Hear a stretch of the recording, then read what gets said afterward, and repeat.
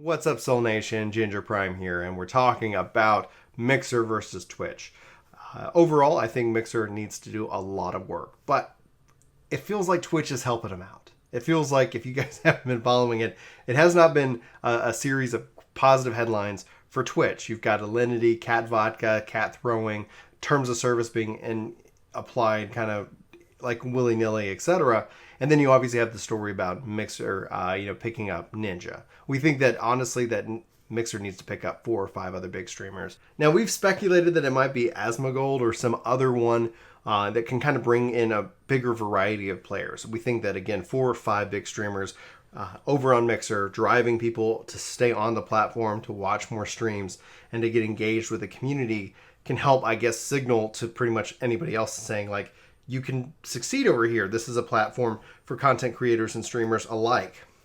Obviously, those big streamers who are full-time streamers, regardless of whether people think it's a real job or not, they do carry a lot of power and weight, and it's a big risk, essentially, when you're saying, like, I'm going to go from one to the other. Mixer has to somewhat guarantee some form of minimum to say, like, listen, you can come here and you can do it. And I'm hopeful that we'll see, as we ourselves have been streaming over on Mixer, that more people come over and check it out. It's really quite awesome. It's a really cool platform. But for those who are partners, who are over there on Twitch, it is a risk, because will your community follow you over there, or will they come check you out and then kind of go back to Twitch, because that's kind of where people exist. Now, over this weekend, another bad headline is happening. On Ninja's previous Twitch page, they were promoting other streamers, which for me, I don't find any fault in that. Like, you left, people still are coming to this page, let's push them to other streamers that maybe they'll enjoy,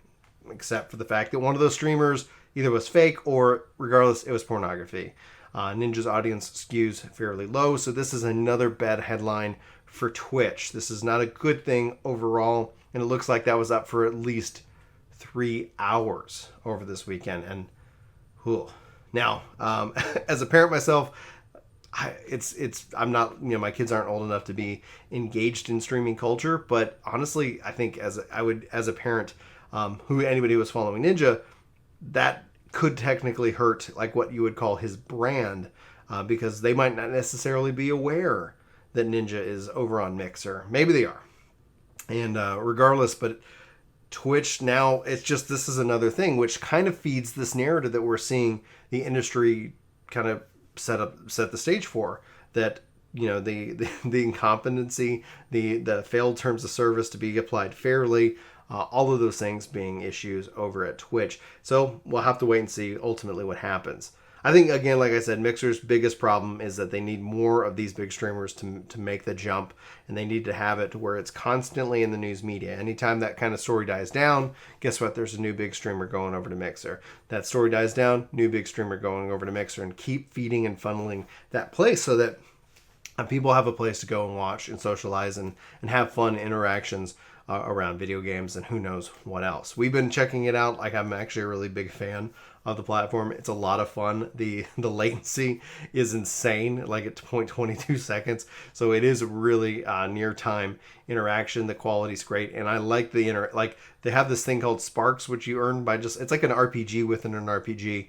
While you watch somebody, maybe us, play an RPG, but it's really quite fascinating. And so I think this is another story that kind of doesn't hurt Twitch ultimately, but it keeps hitting that kind of cadence that something is wrong with Twitch and with the community, not the people who are part of it, but just like the leadership, essentially, to say there.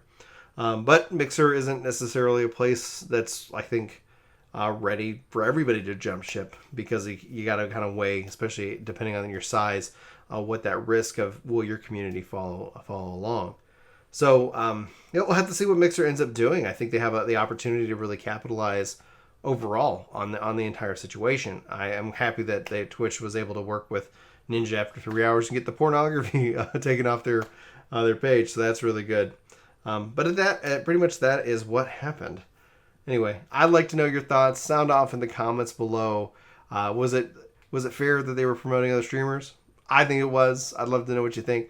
I think the issue, obviously, them promoting porn, especially with the age in which that his audience streams, is concerning as well. And have you checked out Mixer? Let us know in the comments below. Any and all will be fantastic. But anyway, for for Ginger Prime, I haven't found a good way to sign off. Hope you guys have a great day. I don't know why that is flashing a little bit yellow, so we'll have to see if that shows up on the edit. You have a good one. I'll talk to you soon. Take care.